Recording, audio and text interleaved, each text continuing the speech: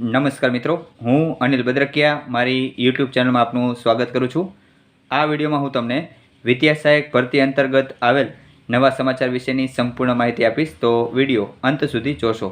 અને હા, વિડીયો ગમે તો વિડીયોમાં લાઇક અને કમેન્ટ જરૂરથી કરજો, તેમજ જો ચેનલમાં નવા હોય તો ચેનલને સબસ્ક્રાઈબ કરી બેલ આઇકન જરૂરથી દબાવી દેજો। તો ચાલો વિડીયોની શરૂઆત કરીએ।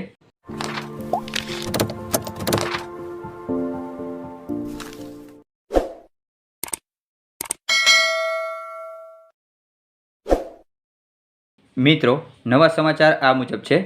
વિદ્યા સહાયક ભરતી પ્રક્રિયા અંતર્ગત ધોરણ 1 થી 5 માં વિદ્યા સહાયકોની ભરતીઓમાં જગ્યા નહીં વધારવામાં આવે તો મુશ્કેલી સર્જાશે।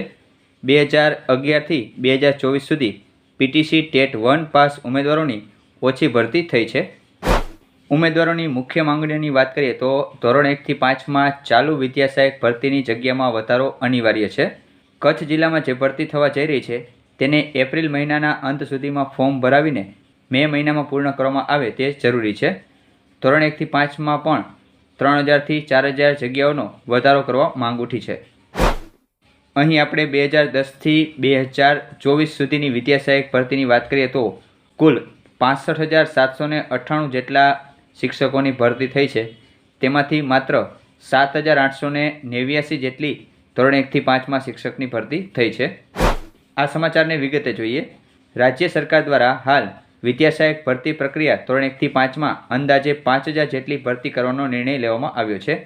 આ ભરતી પ્રક્રિયામાં 2011 થી 23 સુધી તમામ ટેટ 1 પાસ ઉમેદવાર ફોર્મ ભરી શકશે તેવો નિર્ણય લેવામાં આવ્યો છે, જેથી ઉમેદવારોની સંખ્યા પણ વધી છે, જેને પગલે ભરતી માટે જગ્યાઓ વધુ આપવી જરૂરી છે।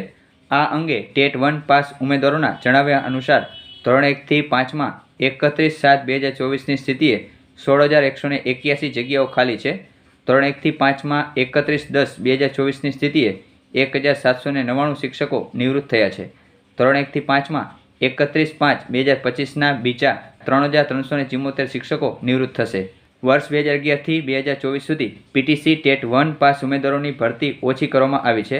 આ બાબતોને ધ્યાનમાં રાખીને ટેટ 1 એટલે કે પ્રાથમિક શિક્ષકનો પાયો ઘડનાર ભાવિ શિક્ષકોની લાગણી અને માગણી સમજી ભરતી સંખ્યામાં વધારો કરવો જરૂરી છે। તો મિત્રો, આ હતા વિદ્યા સહાયક ભરતી અંતર્ગત નવા સમાચાર। આશા છે કે આ વિડીયોમાં જે પણ માહિતી આપી તે તમને ઉપયોગી થશે। અત્યારે આ વિડીયોમાં બસ આટલું જ। ફરી મળીશું કોઈ નવી અપડેટ સાથે। જય હિન્દ, જય ભારત।